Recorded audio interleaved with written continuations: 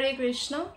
আজি ভাগৱত গীতাৰ 18 নম্বৰ অধ্যায়ৰ 23 নম্বৰ শ্লোকটি আমি পঢ়িব লৈছো। নিয়াতম সংগৰহিতম আৰাগদ্বেষতঃ কৃতম আফলাপ্ৰেপ্সুনা কৰ্ম यत्तत् सात्विकमुच्यते। अनुवाद और तात्पर्य शिल प्रभुपादर द्वारा। शिल प्रभुपाद की जय। जितु काम नियंत्रित और आसक्ति रहित, कोनो अनुराग बा विद्वेषर भाव मनत नाराखि कोनो फलर बारे कामना नकराकै কৰা হয় ताकेই सात्विक कर्म बोला হয়। अर्थात कर्मतो सात्विक राजसिक और तामसिक विभाग আছে। भगवान श्रीकृष्ण एतिया आमाक কৈছে যে কাক सात्विक कर्म বুলি কোৱা হয়। सात्विक कर्म राजसिक बा तामसिकतকৈ শ্ৰেষ্ঠ হয়। सात्विक कर्मत केতিয়াও আসক্তি নাৰাখে ব্যক্তিজনে। कर्মৰ বা কোনো ধৰণৰ এনেকুৱা নহয় যে অনিয়ন্ত্ৰিত হৈ যাব, তেওঁ নিয়ন্ত্ৰিত হৈ পিনে কৰ্মটো কৰে। আৰু কোনো অনুৰাগৰো এনেকুৱা আসক্তিও নাৰাখে বা কোনো বিদ্বেষৰ ভাৱনাও নাৰাখে,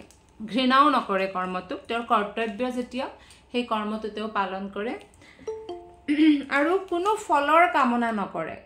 যদি আমি ফলৰ কামনা কৰোঁ তেনেহ'লে সেই কৰ্মটো ৰজগুণত পৰিৱৰ্তিত হৈ যাব। মানে কিমান মাইনিউট ডিফাৰেন্স হয়। যদি আমি কোনো এটা কৰ্ম কৰোঁ আৰু সেই কৰ্মৰ ফলৰ আশা নকৰি সেই কৰ্মটো কৰোঁ তেতিয়া সেইটো শতগুণত কৰ্ম হৈ যাব। যদি আমি কোনো কৰ্ম কৰোঁ কিন্তু সেই কৰ্মৰ পৰা ফলৰ ইচ্ছা ৰাখোঁ তেতিয়া সেইটো ৰজগুণত পৰি যাব। গতিকে আমি কেনেকৈ কৰ্ম কৰিব লাগে? নিয়ন্ত্ৰিত হয়, মনটোক নিয়ন্ত্ৰণ কৰি আসক্তি নাৰাখি বা ঘৃণাৰ ভাৱ নাৰাখি ফলৰ ইচ্ছা নকৰাকৈ কৰ্ম কৰিব লাগে। বিভিন্ন বৰ্ণ আৰু বিভিন্ন আশ্ৰমৰ বাবে কিছুমান বৃত্তিগত কৰ্তব্য আছে। যেনেদৰে যেতিয়া আমি বিদ্যা অৰ্জন কৰোঁ তাক ব্ৰহ্মচাৰী আশ্ৰম বুলি কোৱা হয়। অৰ্থাৎ সেই সময়ত আমি ব্ৰহ্মচৰ্য পালন কৰি কেৱল পঢ়া শুনাত মনোনিৱেশ কৰিব লাগে। আৰু সেই পঢ়া শুনাটো কেৱল ভৌতিক হ'ব নালাগে, আধ্যাত্মিক পঢ়া শুনাও হ'ব লাগে। কাৰণ আধ্যাত্মিক পঢ়া শুনাৰ পৰাহে আমি আমাৰ আত্মাৰ জ্ঞান প্ৰাপ্ত কৰিম, পৰমাত্মাৰ জ্ঞান প্ৰাপ্ত কৰিম। গতিকে আমি বেলেন্স বনাব লাগে, ভৌতিক আৰু আধ্যাত্মিক দুটা জ্ঞানেই আমি প্ৰাপ্ত কৰিব লাগে। তাৰপিছত যেনেকৈ গৃহস্থত প্ৰৱেশ কৰিব, বিয়া পাতিব, বিয়া পাতিলে নিজৰ ঘৈণীয়েকৰ প্ৰতি কৰ্তব্য থাকিব, ল'ৰা ছোৱালীৰ পালন পোষণৰ কৰ্তব্য থাকিব। সেইটোকো কোনো কৰ্মফলৰ আশা নকৰাকৈ কৰ্তব্য মানি পালন কৰা উচিত। নেক্সট আছে যেনেকৈ বানপ্ৰস্থত তেওঁলোকে যি কৰ্তব্য পালন কৰিব লাগে, যেনেকৈ এটা বিৰক্তিৰ ভাৱ এটা তেওঁলোকে জাগ্ৰত কৰিব লাগে। আগতে কেনেকুৱা আছিল, যেতিয়া সন্তান ডাঙৰ হয় আৰু তাৰ বিয়া বাৰু হৈ যায় তেতিয়া যি স্ত্ৰী পুৰুষ আছে, যেনেকৈ ৰজাসকলে ঘৈণীয়েকক লৈ পিনে জংঘলত গুচি যায়, বানপ্ৰস্থ পালন, বনত গুচি যায়, তাকে কয় বানপ্ৰস্থ। গতিকে আমি ৰিটায়াৰমেণ্ট লৈ পিনে ভগৱানৰ ভক্তিত সম্পূৰ্ণৰূপে লাগিব লাগে। আৰু তেনেকৈ সন্ন্যাস আশ্ৰম আছে। গতিকে যি আশ্ৰমত আছে সেই আশ্ৰমৰ কৰ্তব্যবোৰ শাস্ত্ৰই নিৰ্ধাৰিত কৰি দিয়া অনুসৰি অনাসক্তভাৱে আৰু কৰ্তব্য বুলি ভাবি পালন কৰিব লাগে। কোনো অনুৰাগ বা বিদ্বেষৰ ভাৱ ৰাখিব নালাগে। আৰু নিজৰ সুখৰ কাৰণে নহয়, ভগৱান কৃষ্ণৰ কাৰণে, ভগৱান কৃষ্ণৰ প্ৰসন্নতাৰ কাৰণে, পৰমেশ্বৰৰ সন্তুষ্টি বিধানৰ বাবে পালন কৰিব লাগে। তাক সাত্বিক কৰ্ম বুলি কোৱা হয়। 14 নম্বৰ শ্লোক। यत्तु कामेप्सु न कर्म साहंकारेण वा पुनः क्रियते बहुलायासं तद्राजसमुदर्हितम्।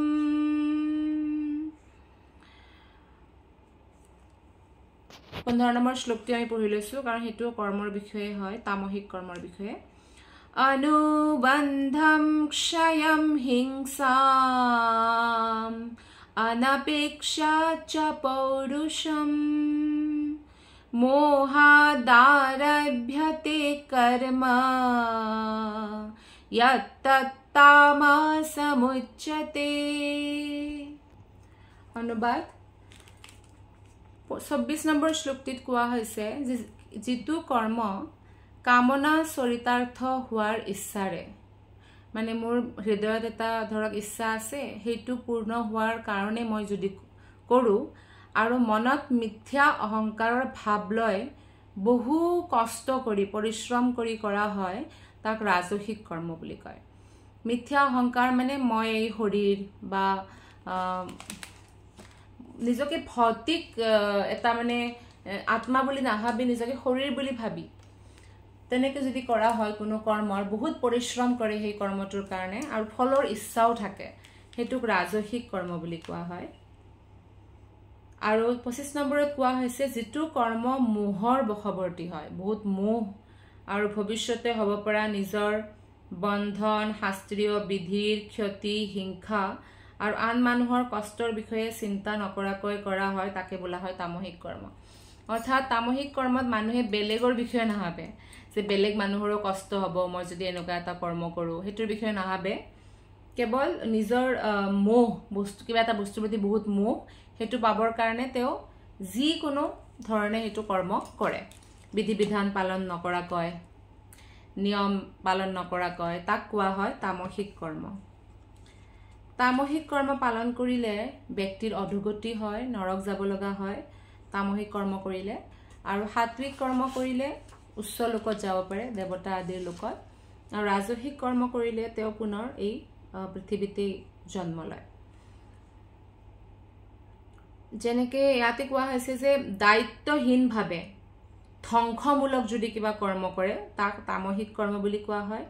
বা শাস্ত্ৰৰ নিয়ম উলংঘন কৰি যি কৰ্ম কৰে তাক তামহিক কৰ্ম বুলি কোৱা হয় এনে কাম কৰোতে প্ৰায় হিংসাৰ আশ্ৰয় লোৱা হয় বেলেগ জীৱ-জন্তুক কষ্ট দিয়া হয় বা বেলেগ মানুহকো কষ্ট দিয়া হয় ধ্বংসমূলক কৰ্মক কোৱা হয় তামহিক কৰ্ম আৰু এইটোকে ভ্ৰম বুলি কোৱা হয় যে মানুহে ভ্ৰমৰ কাৰণে এনেকুৱা ধৰণৰ কৰ্মত সদায় আবদ্ধ হৈ থাকে তেওঁলোকে ভাবে যে বেলেগ মানুহৰ কষ্ট হলেও কথা নাই কিন্তু মই আনন্দত থাকিব লাগে তেনেকুৱা মানে কৰ্মক তামহিক কৰ্ম বুলি কোৱা হয়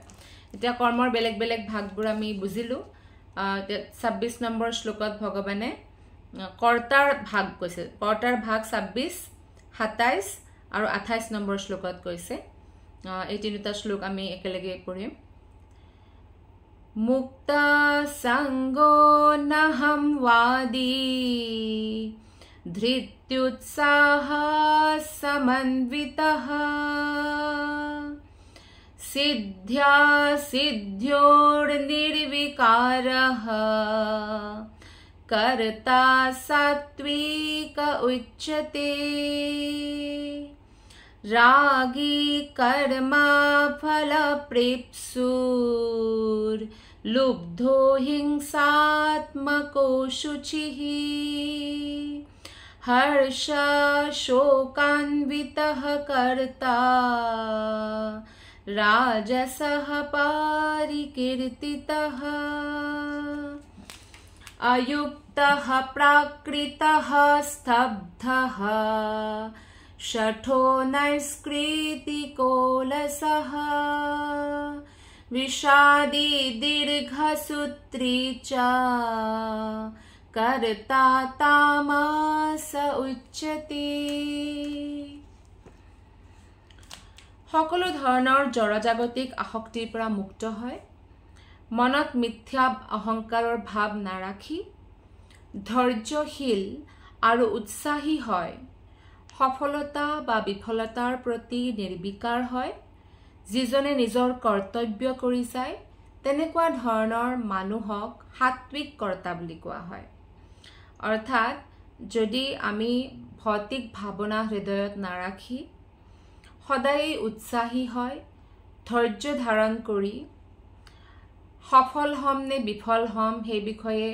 কোনো ধৰণৰ বিচলিত নহয় কৰ্তব্য পালন কৰাৰ কাৰণে কৰ্তব্য পালন কৰে কৰ্ম কৰে তেনেকুৱা কৰ্তাক সাত্বিক কৰ্তা বুলি কোৱা হয় কৃষ্ণ ভাৱনা সম্পন্ন ব্যক্তি সদায়েই প্ৰকৃতিৰ তিনিওটা গুণৰ ঊৰ্ধ্বত উঠে তেওঁ কৰিবলৈ দিয়া কামৰ তেওঁ কেতিয়াও ফল কামনা নকৰে আৰু কেতিয়াও মিথ্যা গৰ্ব অহংকাৰৰ আশ্ৰয় নলয় আৰু যিকোনো কৰ্ম যদি তেওঁৰ ধৰা হল সন্তানৰ লালন পালন কৰিব লাগে সেইটো উৎসাহেৰে ধৈৰ্য ধাৰণ কৰি ভগৱানক ফল অৰ্পণ কৰি ভগৱানৰে অংশ বুলি জানি মোহ ভৌতিক মোহ নাৰাখাকৈ তেওঁ কৰ্তব্য কৰি যায় কৃষ্ণ ভক্তৰ বিষয়ে কৈছে ইয়াতে প্ৰভুপাদে তাৎপৰ্য কামটো কৰোঁতে যি কষ্ট হয় সেই বিষয়ে তেওঁ চিন্তা নকৰে বৰং তেওঁ উৎসাহী হৈ থাকে সফলতা বা বিফলতাৰ বিষয়েও চিন্তা নকৰে আপুনি চাওক যদি এটা কৰ্ম কৰাৰ আগতে আমি কেৱল এইটো ভাবো যে এইটো মোৰ কৰ্তব্য হয় আৰু কৰ্তব্য পালন কৰিলে ভগৱান শ্ৰীকৃষ্ণ প্ৰসন্ন হ'ব সেইকাৰণে মই এই কৰ্তব্যটো কৰিম তেতিয়া একো ফেইল হম পাছ হম একো আমাৰ চিন্তা নাথাকে আমি 100% আমাৰ কৰ্মটোক দিব পাৰিম সুখ দুখৰ উভয় অৱস্থাতে তেওঁৰ মন একেটা অৱস্থাতেই থাকে বিচলিত নহয় তেওঁকে সাত্বিক কৰ্মী বুলি কোৱা হয় ৰজগুণী কৰ্মী কেনেকুৱা হয় কৰ্ম আৰু কৰ্মফলৰ প্ৰতি বহুত আসক্ত হয় মোক সেইটো লাগিবই আৰু মই বহুত পৰিশ্ৰম কৰিম লগা হলে কিন্তু মোক বস্তুটো লাগিবই লাগিব এনেকুৱা ধৰণৰ এটা ভাৱনা সৃষ্টি হয় ৰজগুণত আৰু কৰ্মফল লাভৰ বাবে বহুত অভিলাষী হয় ফলটো কেতিয়া আহিব মই ফলাফল পাম নে নাপাম মোৰ সফল হম নে নহম এনেকে বহুত এংজাইটি যি ৰজগুণত থাকে তেওঁলোকৰ মনত 100% বহুত এংজাইটি থাকিব সদায় মনটো ডিস্টাৰ্বড হৈ থাকিব আৰু সতগুণী ব্যক্তিৰ মনটো শান্ত হৈ থাকিব ৰজগুণী ব্যক্তি লোভিয়া হয় লোভ থাকে হিংসুক স্বভাৱৰ হয় আৰু লেতেৰা হৰ্ষ আৰু শোক দুয়োটাৰ দ্বাৰা অভিভূত হৈ পৰা স্বভাৱৰ কৰ্তাক ৰাজসিক কৰ্তা বুলি কোৱা হয় লেতেৰা বুলি কিয় কোৱা হৈছে কাৰণ ভৌতিক বহুত ভাৱনা থাকে এটা ভৌতিক বস্তুৰ প্ৰতি পাগলপন এটা থাকে লাগিবই লাগিব লগা হলে মই দিন ৰাত এক কৰি দিম মই সেইটো বস্তু লাগিবই লাগিব এনেকুৱা আসলতে সতগুণী ব্যক্তি যিহেতু তেওঁলোক এলেহুৱা নহয় কিন্তু তেওঁলোকে মনটো শান্ত কৰি ৰাখে তেওঁলোকে জানে যে মই পূৰ্বজন্মত কৰি অহা কৰ্ম অনুসৰি যি লাভ কৰিব লগা আছে সেই মই লাভ কৰিম আৰু মোৰ কৰ্তব্য কিন্তু মই পালন কৰিব লাগিব এনেকৈ বহি থাকিলে নহব কৰ্তব্য পালন কৰিম মনটো শান্ত কৰি ৰাখিম আৰু নিজৰ কৰ্মখিনিও ভগৱানক অৰ্পণ কৰিম এনেকুৱা এটা ভাৱনাৰে যদি থাকে কোনোবা ব্যক্তিয়ে তেওঁ বহুত শান্ত মনৰ হ'ব কিন্তু ৰাজসিক মানুহে সদায় ডিস্টাৰ্বড হৈ থাকে বিষয়ৰ প্ৰতি অত্যন্ত আসক্ত হোৱাৰ কাৰণে ঘৰ দুৱাৰ বা পতি পত্নী বা ল'ৰা ছোৱালী তেওঁলোকৰ প্ৰতি বহুত আসক্ত হোৱাৰ কাৰণে তেওঁৰ কি হয় বিশেষ ধৰণৰ কামৰ প্ৰতিও তেওঁৰ বহুত আসক্তি হৈ যায় যে এইটো বস্তু মই কৰিবই লাগিব তেতিয়া ৰজগুণৰ সৃষ্টি হয় ৰজগুণৰ সৃষ্টিত মানুহৰ মন শান্ত হৈ থাকিব নোৱাৰে তেনে এজন মানুহে জীৱনত কোনো উচ্চতৰ আধ্যাত্মিক উপলব্ধিৰ কামনা নকৰে বা তেওঁক লাভো নকৰিব যদি মনত ইমান বেছি আসক্তি থাকে তেওঁ কেৱল বৈষয়িকভাৱে এই পৃথিৱীখন কিমান বেছি আৰামদায়ক কৰি তুলিব পাৰি তাৰ কথাহে ভাবে তেওঁ সাধাৰণতে বৰ লোভিয়া হয় তেওঁ ভাবে যে তেওঁ লাভ কৰা সকলো বস্তুৱে স্থায়ী হয় কেতিয়াও হেৰুৱাই নাযায় আৰু যেতিয়া বস্তুটো হেৰুৱাই যায় তেতিয়া একদম বিচলিত হৈ পৰে ভাঙি পৰে সুইচাইডো কৰে তেনে মানুহে আনক ঈৰ্ষা কৰে যে মোৰ তাত ইমান আছে তেওঁৰ তাত থাকিব নালাগে তেওঁৰ তাত ইমান বেছি কেনেকৈ হৈ গ'ল গমেই নাপালো ইমান বাঢ়ি থাকিল এনেকৈ ঈৰ্ষা কৰে এইবিলাক ৰাজসিক মানুহৰ লক্ষণ হয় আৰু নিজৰ ইন্দ্ৰিয়ৰ পৰিতৃপ্তিৰ বাবে যিকোনো বেয়া কাম কৰিবলৈ প্ৰস্তুত থাকে মানে ধৰক এক্সট্ৰা মানে আৰ্নিঙৰ কাৰণে বা লেতেৰা কাম সেইবোৰ যেনেকৈ এক্সট্ৰা আৰ্নিং বেয়া হয় ব্লেক মানি হয় বেয়া হয় কিন্তু লেতেৰা কাম কৰিবৰ কাৰণে নিজৰ ইন্দ্ৰিয় তৃপ্তিৰ কাৰণে সদায় ৰেডি থাকে সেইবাবে তেনে মানুহ অতি অসুচি হয় অপবিত্ৰ মানুহে ভক্তিৰ মহিমাবোৰ বুজি নাপায় আৰু তেওঁৰ উপাৰ্জনখিনি পবিত্ৰ নে তাক তেওঁ ভাবি চাবলৈ চেষ্টা নকৰে কি আৰে পইচাটো ঘটিবই লাগিব আপুনি নিশ্চয় এনেকৈ কোৱা শুনিছে অসমত কি আৰে চৰকাৰী চাকৰি কৰ বহুত ওপৰা পইচা পাবি এনেকৈ কয় কিন্তু কিছুমানে এনেকৈ কয় বহুত মাক বাপেকে কয় যে এইটো ঠিক নহয় কিন্তু এই ওপৰা পইচাখিনি ৰজগুণী মানুহৰ লক্ষণ হয় কাৰণ কেনেকৈ পইচাখিনি আহিছে সেইটো তেওঁ ভাবি চিন্তি নাচায় খালি সমাজত প্ৰতিপত্তি বাঢ়ে আৰু সমাজত এখন ভাল ঘৰ এটা ল'ব পাৰে গাড়ী এখন ল'ব পাৰে তেনেকুৱা আৰু হেতুৰ প্ৰতি বেছি ভ্যালু দিয়ে আৰু সেই কাৰণে কি হয় তেওঁৰ পৰলোক নষ্ট হৈ যায় তেওঁৰ কাম যদি সফল হয় তেতিয়া তো বহুত সুখী হয় পাৰ্টি দিব আৰু যদি অসফল হয় তেতিয়া একদম ভাঙি পৰিব এনেকুৱা কৰ্মীকেই ৰজগুণী কৰ্মী বুলি কোৱা হয় এটা আপুনি গম পাইছে নিশ্চয় সমাজত বেছিভাগ ৰজগুণী কৰ্মীয়ে আছে আচ্ছা তমগুণীও আছে তমগুণীৰ লক্ষণবোৰ আমি চাওঁ তমগুণীত কি হয় আমাৰ যিজনে সদায় শাস্ত্ৰ বিধানৰ বিৰোধী কাম কৰে শাস্ত্ৰত কোৱা হৈছে যে কোনো প্ৰাণীকে হত্যা কৰিব নালাগে কিহতেও কি কৰে তাৰ বিৰুদ্ধে কাম কৰে আৰু বা বিষয় আসক্ত হয় অভদ্ৰ ব্যৱহাৰ হয় কিছুমান মানুহে সদায় চুপ থাকে কিছুমান মানুহৰ সন্মুখত তেওঁ ভাবে মই গলেতো সব চুপ হৈ যায় কিন্তু অভদ্ৰ মানুহৰ মুখত কোনো একো ক'ব নোখোজে কাৰণ তাৰ মুখৰ পৰা কি লেতেৰা এটা ওলাব গু মুত কি ওলাব কোনেও নাজানে কি গালি ওলাব গতিকে একো নকয় নম্ৰতাহীন হয় তামসিক কৰ্মী প্ৰবঞ্চক হয় মানুহক ঠগাই হলেও পইচা ঘটে আৰু আনক অপমানিত কৰাৰ সিদ্ধহস্ত হয় বেলেগক মানে নিজতকে ডাউন দেখুৱাওতে কি বেয়া বেয়া ক'বলৈ গালি পাৰিবলৈ অপমান কৰিবলৈ একদম এক্সপাৰ্ট হয় সিদ্ধহস্ত মানে বহুত এক্সপাৰ্ট বহুত এলেহুৱা হয় আৰু মন মৰা স্বভাৱৰ হয় পাছলৈ কাম পেলাই থোৱা স্বভাৱৰ প্ৰকাষ্টিনেশ্যন কালি কৰিম হ'ব বহুত সময় আছে কালি কৰিম পৰহি কৰিম এনেকৈ কামটো সদায় পেলাই থৈ দিব তেনে এজন কৰ্মীকে তামসিক কৰ্তা বোলা হয় এতিয়া আপুনি দেখা পালে সত্যগুণ ৰজগুণ তমগুণ তিনি প্ৰকাৰৰ কৰ্তা আছে কিন্তু হয়তো আপুনি এনেকুৱা পাব পাৰে আমি দেখোন তিনিটাৰ মিক্সচাৰ হৈ গৈছে নেকি মিক্সচাৰ হ'ব পাৰে কাৰণ সত্যগুণ ৰজগুণ তমগুণ এইটো সিটোৰ লগত কি কৰে আমাৰ ওপৰত হাবি হোৱাৰ কাৰণে সদায় কাজিয়া কৰি থাকে গতিকে তিনিটা মিক্সচাৰ হ'ব পাৰে কিন্তু যেতিয়া সত্যগুণৰ প্ৰভাৱ বহুত বাঢ়ি যায় তেতিয়া ৰজগুণ তমগুণ কম হৈ যায় গতিকে সেইটো মানুহক সত্যগুণী বুলি দেখা যেন লাগে গতিকে কেতিয়াবা ৰজগুণ তমগুণ হ'ব পাৰে মানুহৰ ভিতৰত কিন্তু আমি এইবিলাক এই পৰা মুক্ত হোৱা উচিত কি কাম কৰা উচিত নহয় শাস্ত্ৰৰ পৰা আমি জানিব লাগে শাস্ত্ৰীয় বিধি নিষেধ নমনা লোক অনুচিত কাৰ্যত প্ৰবৃত্ত হয় তেনে মানুহ সাধাৰণতে বিষয় আসক্ত হয় তেনে কাম কৰোতা লোক যথেষ্ট পৰিমাণে অভদ্ৰ হয় আৰু মানুহক ঠগোৱাৰ কাৰণে তেওঁ অলপনো নাভাবে মানে মিছা কথা ক'বৰ কাৰণে বা মানুহক ঠগাবৰ কাৰণে তেনে একো নাভাবে তাৰমানে কিবা এটা কাম যদি তেওঁ নিজেই কৰিব নালাগে বেলেগে কৰি দিয়ে তো আৰু তাৰ পৰা লাভটো কিন্তু তেওঁৰ হওক তেওঁ ভাল পায় কৰ্তব্য পালন নকৰে ভালদৰে গতিকে সদায় মন মাৰি থাকিবলগীয়া হয় এনেকুৱা মানুহৰ মনত কেনেকৈ শান্তি থাকিব যি কাম এঘণ্টাত কৰিব পাৰি তাক বহু বছৰ পিছলৈ ঠেলি থৈ দিব পাৰে তাক দীৰ্ঘসূত্ৰী বুলি কোৱা হয় তেওঁকেই তমগুণী কৰ্মী বুলি কোৱা হয় এতিয়া ভগৱানে ধৈৰ্য বুদ্ধিৰ বিষয়ে ক'ব শ্লোক নম্বৰ 29ত ভগৱানে কৈছে কেনেদৰে তিনি প্ৰকাৰৰ বুদ্ধি আৰু ধৈৰ্য থাকে বুদ্ধিৰ ভেদম ধৃতি চৈব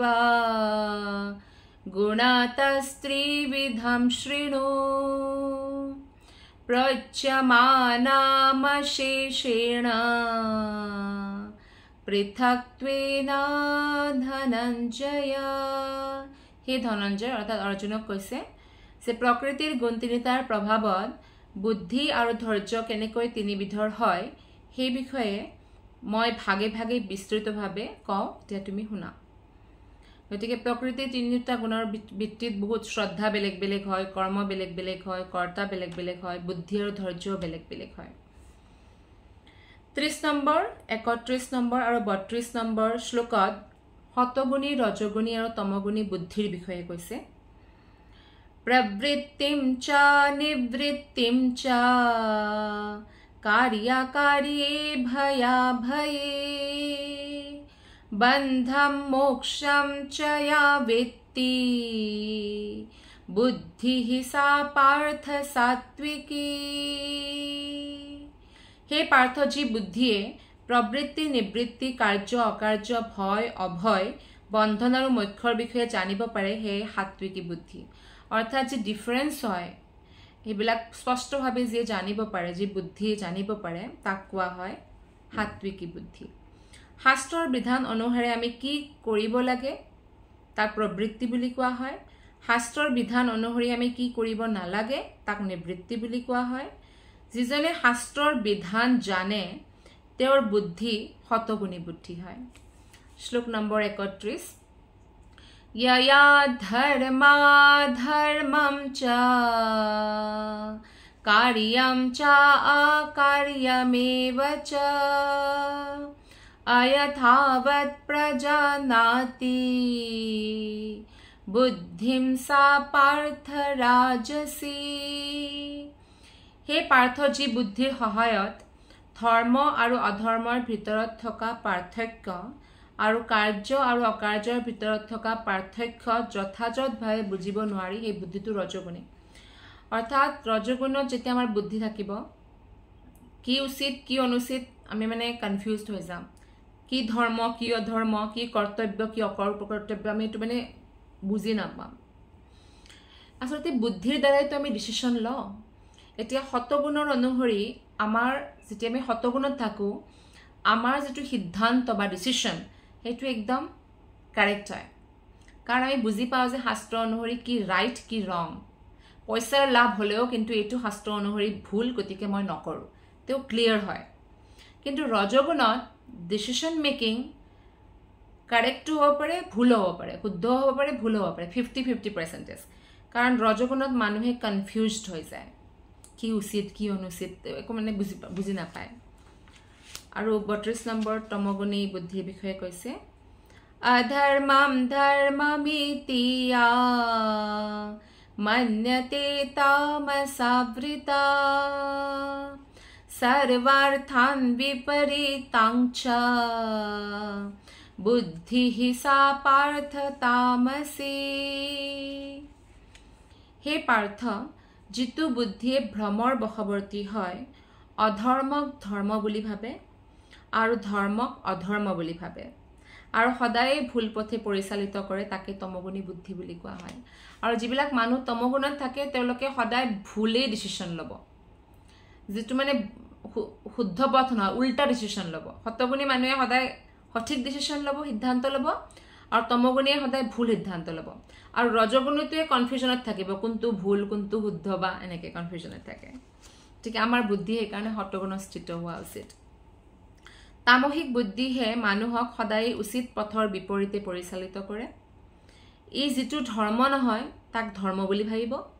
আৰু ধৰ্ম ত্যাগ কৰি দিব যেটো আসলতে কৰ্তব্য হেতু ত্যাগ কৰে আৰু অকৰ্তব্যটো কৰ্তব্য বুলি ভাবে তমগুণৰ প্ৰভাৱত মানুহে এজন মহাত্মাকো বহুত সাধাৰণ বুলি ভাবে আৰু এজন সাধাৰণ মানুহক মহাত্মা বুলি গণ্য কৰে যদি এনেকুৱা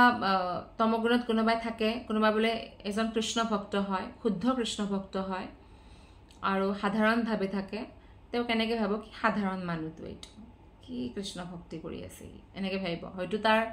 স্থিতি বহুত উচ্চ হয় কিন্তু তেও নাজানে আৰু কোনোবা বলে এজন পাখণ্ডি আহিছে দাড়ি সাৰি একদম দীঘল দীঘল আৰু এনেকুৱা বস্ত্ৰ পিন্ধিছে এনেকৈ কথা পাতিছে তেও কেনেকৈ ভাবিব বাপৰে বহুত ডাঙৰ মহাত্মা হয় এনেকৈ মানে তমগুণী বুদ্ধিত তেও সেই কাৰণে সদায় ফসি যোৱাৰ চান্স থাকে তেওঁলোকে সত্যক অসত্য বুলি ভাবে আৰু অসত্যক সত্য বুলি গ্ৰহণ কৰে মুঠতে সকলো কামৰ ক্ষেত্ৰতে ভুল পথ লয় আৰু উল্টা পথ লয় তাক তমগুণী বুদ্ধি বুলি কোৱা হয় এতিয়া আমি সত্যগুণী ৰজগুণী আৰু তমগুণী যি ভগৱানে কৈছে যে যোগৰ অভ্যাসৰ ফলস্থিৰতা অব্যভিচাৰিতা লাভ কৰা যি একাগ্ৰতাই মন প্ৰাণ ইন্দ্ৰিয়সমূহ ক্ৰিয়াক নিয়ন্ত্ৰণ কৰে সাত্বিক একাগ্ৰতা বুলি কোৱা হয় কাৰণ একাগ্ৰতা অবিহনে তো মানুহে একো কামেই কৰিব নোৱাৰে পঢ়া শুনাটো যদি আমি ভাল হ'ব লাগে সদায় একাগ্ৰতা লাগিব একাগ্ৰতা মানে একান্তপতীয়া হৈ আমি কামটো কৰিব লাগিব পঢ়িব লাগিব যে হে একাগ্ৰতাৰ বিষয়ে ভগৱানে 33 34 আৰু 35 শ্লোকটিত কৈছে 33 শ্লোক धृत्या यया धारयते मनः प्राणेन्द्रियक्रियः योगिना व्यभिचारिण्या धृतिः सा पार्थ सात्विकी धृतिः माने হৈছে একাগ্ৰতা হে পাৰ্থ যোগৰ অভ্যাসৰ ফলত স্থিৰতা আৰু অব্যভিচাৰিতা লাভ কৰা যি একাগ্ৰতাই মন প্ৰাণ আৰু ইন্দ্ৰিয়সমূহৰ ক্ৰিয়াক নিয়ন্ত্ৰণ কৰে তাক সাত্বিক একাগ্ৰতা বুলি কোৱা হয় অৰ্থাৎ কিয়নো আমি ভক্তি যোগত আছো বা আমি ভগৱানৰ বিষয়ে ভক্তি কৰাৰ অভ্যাস কৰি আছো আমাৰ মনটো নিজে নিজে কন্ট্ৰোল হ'বলৈ লয় তেতিয়া একান্তপতীয়া হয় নিজৰ কৰ্তব্যৰ প্ৰতি তেতিয়া হেতু সাত্বিক একাগ্ৰতা বুলি কোৱা হয় যোগ মানে হৈছে আত্মা আৰু পৰমাত্মাক যোগ কৰিব লাগে বিয়োগ নহয় পৰমাত্মাক জনাৰ এই উপায় হয় যিজনে মন প্ৰাণ আৰু ইন্দ্ৰিয়ৰ ক্ৰিয়াসমূহক পৰম তত্ত্বৰ চিন্তাতে সন্নিবিষ্ট কৰি একাগ্ৰতাৰে হৈতে পৰমাত্মাৰ ধ্যানত নিমগ্ন হয় তেওঁ কৃষ্ণ ভাৱনাত প্ৰবৃত্ত হৈছে তেনে একাগ্ৰতাক সাত্বিক একাগ্ৰতা বুলি কোৱা হয় আৰু অব্যভিচাৰী কিয় হ'ব লাগে অব্যভিচাৰী মানে ব্যভিচাৰিণী বুলি ব্যভিচাৰ বুলি যে কয় মানে নিজৰ পত্নীত বাহিৰে বহুত স্ত্ৰীৰ লগত সম্পৰ্ক আৰু নিজৰ পতিত বাহিৰে অন্য পুৰুষ স্ত্ৰীৰ লগত সম্পৰ্ক তাক ব্যভিচাৰী বুলি কয় অব্যভিচাৰী মানে যি ব্যভিচাৰীৰ উল্টা তেনেদৰে ভক্তি যদি কেৱল কৃষ্ণৰ কৰা হয় তাক অব্যভিচাৰিণী ভক্তি বুলি কোৱা হয় কৃষ্ণৰ বাহিৰে বা কৃষ্ণক বাদ দি যদি অন্য দেৱতাৰো পূজা কৰা হয় তেতিয়া তাক ব্যভিচাৰিণী ভক্তি বুলি কোৱা হয় এনেকে শাস্ত্ৰত কোৱা আছে কাৰণ একান্তপতীয়া ভক্তি একনিষ্ঠ ভক্তি অবিহনে আমি মুক্ত হ'ব নোৱাৰো ভগৱানৰ ধামত যাব নোৱাৰো কাৰণ ভগৱান শ্ৰীকৃষ্ণই হৈছে পূৰ্ণ পুৰুষোত্তম ভগৱান তেওঁৰ পৰাই সমস্ত দেৱতাসকলো তেওঁৰে অংশ আমিও তেওঁৰে অংশ হয় কিন্তু দেৱতাসকল পাৱাৰফুল হয় কাৰণ ভগৱানৰ ভক্ত হয় ভগৱানে তেওঁক বিশেষ শক্তি প্ৰদান কৰিছে ভৌতিক সংসাৰ পৰিচালনা কৰাৰ কাৰণে সেইকাৰণে দেৱতাসকলকো আমি বৈষ্ণৱ জানি সন্মান কৰিব লাগে শ্লোক নম্বৰ 34ত কোৱা হৈছে ययातु धर्म कामार्थं धृत्याधारायते अर्जुन प्रसंगेन फलाकांक्षी धृतिः सा पार्थ राजसी আসক্তিৰ ফলত ফলাকাংক্ষী হয় যে একাগ্ৰতাৰে মানুহে ধৰ্ম কাম আৰু অৰ্থৰ স্বাৰ্থত ব্যস্ত থাকে তাক এই একাগ্ৰতাক ৰাজসিক বুলি কোৱা হয় অৰ্থাৎ যি মানুহে ধৰ্মীয় বা অৰ্থনৈতিক কাৰ্যকলাপৰ ফলৰ আকাংক্ষা কৰে আৰু যাৰ একমাত্ৰ ইচ্ছা বা বাসনা হৈছে ইন্দ্ৰিয় তৃপ্তিৰ সাধন যাৰ মন প্ৰাণ আৰু ইন্দ্ৰিয়সমূহ ইন্দ্ৰিয় তৃপ্তিতে নিয়োজিত সেই মানুহ ৰজগুণী হয় অৰ্থাৎ তেওঁ শাস্ত্ৰমতেতো কামটো কৰে ধৰ্ম অৰ্থ কাম ও মুখ্য বুলি আছে যে মুখ্যটো কিমান ধ্যান নিদিয়ে মুক্তিটোক ধৰ্ম অৰ্থ কাম কিন্তু কৰে নহয় তাক ৰাজগুণী বুলি কোৱা হয় কিন্তু তেওঁৰ একমাত্ৰ এই যেটো ইচ্ছা এটো ভৌতিক সুখ সুবিধা লাভ কৰাৰ ইচ্ছা ভগৱানক পোৱাৰ কোনো ইচ্ছা নাথাকে শ্লোক নম্বৰ 35 यया स्वप्नं भयं शोकं विषादं मादमेव च नाभिमुञ्चति दुर्मेधा धृतिः सा पार्थ तामसी जे एकाग्रतार फলত बुद्धिहीन व्यक्तिये स्वप्न भय शोक विषाद আৰু মত্ততা পৰিহাৰ কৰিব নোৱাৰে সেই একাগ্ৰতাই হল তামহিক একাগ্ৰতা এনেকুৱা নহয় যে হতগুণী মানুহে সপোন নেদেখে দেখে ইয়াত স্বপ্নৰ অৰ্থ হৈছে বহুত হুৱে বহুত হ'ব পাৰে তমগুণী মানুহে যিজনে অধিক সময় শুই থকাৰ অভ্যাস এৰিব নোৱাৰে আৰু যিজনে ইন্দ্ৰিয় তৃপ্তি লাভ কৰাৰ গৌৰৱ এৰিব নোৱাৰে যিজনে সদায় জড় জগতৰ ওপৰত কন্ট্ৰোল কৰাৰ ইচ্ছা ৰাখে আৰু যাৰ মন ইন্দ্ৰিয় প্ৰাণ কন্ট্ৰোলত নাহে তেওঁৰ একাগ্ৰতা সদায় বিভাজিত হৈ থাকে এনেকুৱা একাগ্ৰতা তামহিক একাগ্ৰতা বুলি কোৱা হয় এতিয়া ভগৱানে আমাক ক'ব তিনিবিধ সুখৰ বিষয়ে শ্লোক নম্বৰ 36 सुखं त्विदानीं त्रिविधं श्रेणो मे भरतर्षभ अभ्यासाद्रमते यत्र দুঃখান্তম চ নিগচ্ছতি। হে ভাৰত শ্ৰেষ্ঠ, এতিয়া মই তোমাক তিনিবিধ সুখৰ কথা কওঁ শুনা। অভ্যাসৰ দ্বাৰা মানুহে সেই সুখ উপভোগ কৰিবলৈ লয় আৰু কেতিয়াবা তাৰ দ্বাৰা দুখৰ অৱসান দেখিবলৈ পায়। আমি সকলোৱে সুখী হ'ব খোজোঁ, কিন্তু ভৌতিক সংসাৰত থকা যিয়ে মানুহ নহওক তেওঁ দুখ ভুগিব লগা হয়, কাৰণ সংসাৰৰ নিয়মেই হৈছে তেনেকুৱা। কিন্তু কেতিয়াবা এইদৰে জাগতিক সুখ উপভোগ কৰি থকাৰ মাজতে কোনো মহাত্মাৰ সংগ লাভ কৰা যদি হয়, যি ভগৱানৰ শুদ্ধ ভক্ত, তেনেহ'লে তেওঁ মুক্তিৰ পথতো আগবাঢ়ি যায়। আন কথাত ক'বলৈ গ'লে বদ্ধ জীৱ সদায়েই কিবা নহয় কিবা এটা ইন্দ্ৰিয় তৃপ্তিৰ কামত লাগি থাকে, কিন্তু যেতিয়া ভগৱানৰ ভক্তৰ সংগ লাভ কৰে, সৎসংগতি লাভ কৰে, তেতিয়া তেওঁলোকে এটা আধ্যাত্মিক সুখৰ অনুভৱ কৰে, কাৰণ তেওঁ কৃষ্ণৰ লগত জড়িত হৈ পৰে। তো এই সুখৰ বিষয়ে ভগৱানে কৈছে 37, 38 আৰু 39 নম্বৰ শ্লোকটিত। यत्तदग्रे विषमिवा परिणामे मृतोपमम् तत्सुखं सात्विकं प्रोक्तम् आत्मबुद्धि प्रजादजम् विषयेन्द्रिय संयोगात्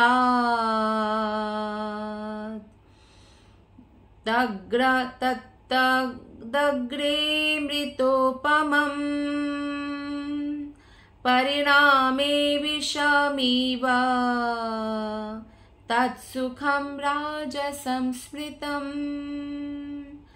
यदग्रे चानुबन्धे च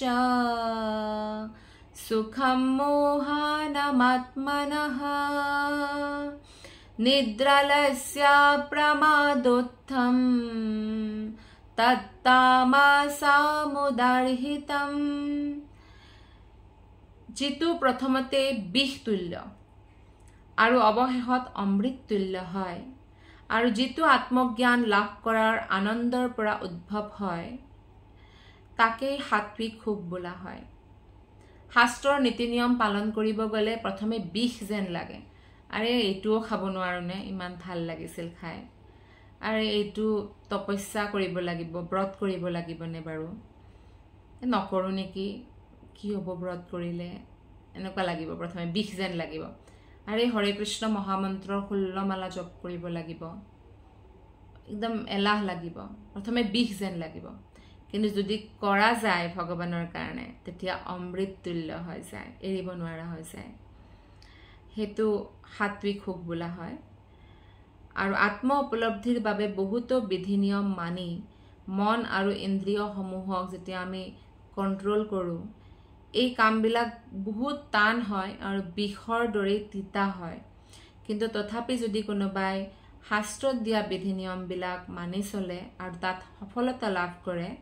তেনেহ'লে আধ্যাত্মিক স্তৰত তেওঁ উন্নত হ'ব পাৰে, আৰু তেতিয়া তেওঁ সদায়েই কৃষ্ণ ভাৱনাত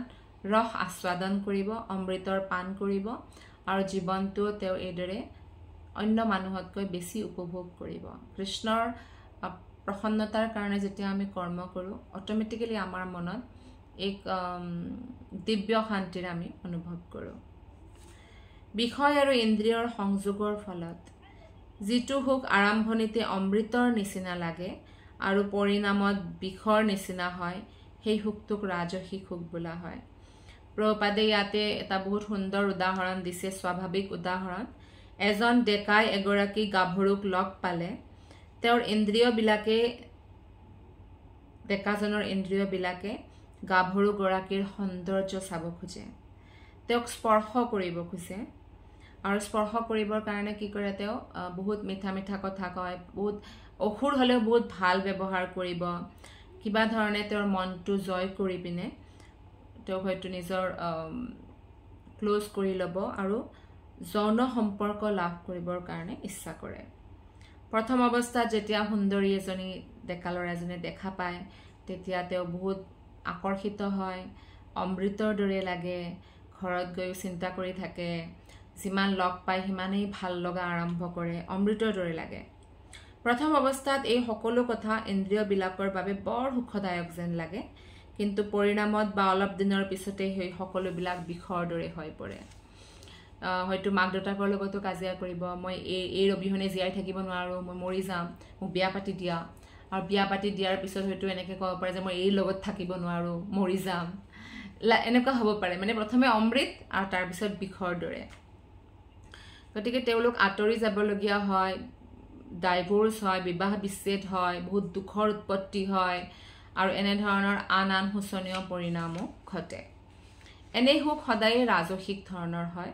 বিষয় আৰু ইন্দ্ৰিয়ৰ সংযোগৰ ফলত লাভ কৰা সুখে সদায় দুখৰ সৃষ্টি কৰে। এনে সুখৰ পৰা যেনে তেনে আঁতৰি থাকিব লাগে। শৰীৰৰ সৌন্দৰ্য দেখি শৰীৰটো ভোগ কৰাৰ যিটো সুখ, সেইটো সুখে কোনো ধৰণৰ সম্বন্ধ বান্ধি ৰাখিব নোৱাৰে। গতিকে সেইবিলাক সুখৰ পৰা সেইকাৰণে আঁতৰি থাকিবলৈ শ্ৰীল প্ৰভুপাদে ইয়াতে কৈছে। যিটো সুখ আত্মজ্ঞানৰ প্ৰতি অন্ধ হয় আৰু যিটোৱে আৰম্ভৰ পৰা শেষলৈকে অনবৰতে আত্মাৰ স্বৰূপৰ বিষয়ে মোহ জন্মায়, আৰু যিটোৰ টোপনি এলাহ আৰু মত্ততাৰ উৎপত্তি হয়, সেই সুখক তামসিক সুখ বুলি কয়। এজন এলেহুৱা মানুহে শুই থাকি ভাল পায়, বোলে শুয়েই থাকে, সুখ লাভ কৰিছে শুই থাকি, সেইটো তমগুণী সুখ হয়। বা এজন মানুহে বোলে বহুত মদ খাই ভাল পায়, ইমানেই মদ খায় যে নালাতো পৰি থাকে, কিন্তু নালাত পৰি থাকিলে তাৰ এনেকুৱা লাগে আহা বহুত সুখ পাইছোঁ, সেইটো তমগুণী সুখ বুলি কোৱা হয়। জুৱা খেলি ভাল পায়, জুৱা খেলতে তাৰ চব পইচা শেষ হৈ গৈছে, জমা পইচা, আৰু ধাৰো লৈছে, তথাপিও জুৱা খেলাৰ এটা সুখ আছে, সেই সুখটোক তমগুণী সুখ বুলি কোৱা হয়। কিদৰে কাম কৰিব লাগে, কিদৰে কাম কৰিব নালাগে সেইটো নাজানে তেওঁ। তমগুণী মানুহৰ বাবে সকলো কথাই ভ্ৰমাত্মক, ভ্ৰমতেই থাকে সদায়। মানুহে কি ভাল পাবনে, মানুহে কি জানে,